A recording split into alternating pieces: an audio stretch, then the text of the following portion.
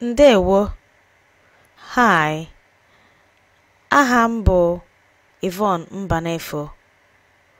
My name is Yvonne Mbanefo. This is another one of our daily Igbo words. Today's Igbo word is ụgbọ. Ụgbọ means aeroplane. Learn how to say it by repeating after me. Ụgbọ. Ụgbọ. Ụgbọ. You can only learn how to say it by practicing. As usual, we're going to look at some examples of sentences using the word ụgbọ.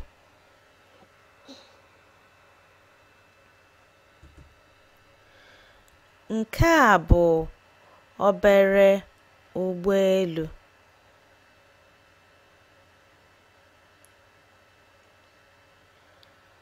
Nke a bụ obere ụgbọ.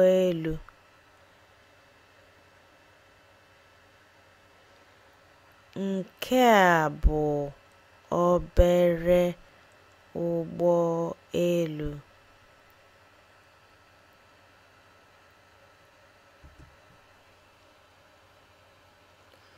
Nke a bụ ụgbọ ndị agha.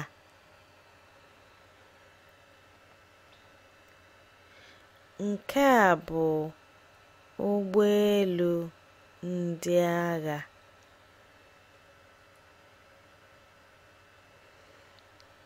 Nke a bụ ụgbọ ndị agha.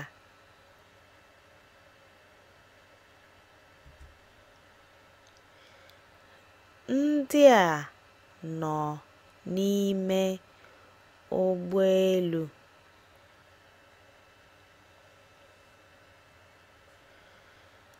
Ndị a nọ n'ime ụgbọ.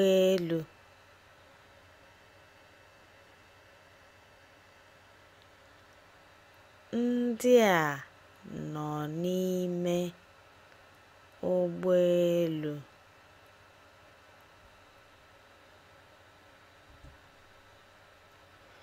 Chinwe ji ntakiri ụgbọ n'aka ya. Chinwe ji ntakiri ụgbọ n'aka ya. Chinwe ji ntakiri ụgbọ n'aka ya.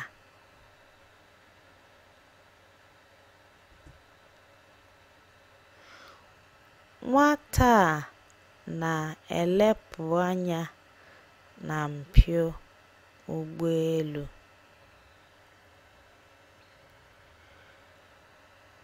Nwata a na-elepu anya na mpio ụgbọ.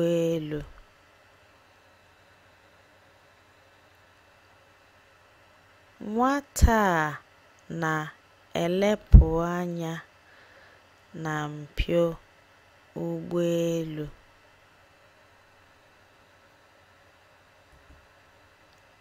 Ụgbọ. Ụgbọ. Ụgbọ. Abụ m Yvonne Mbanefo, and this has been one of our daily Igbo words and phrases. Ka o mesịa. See you later.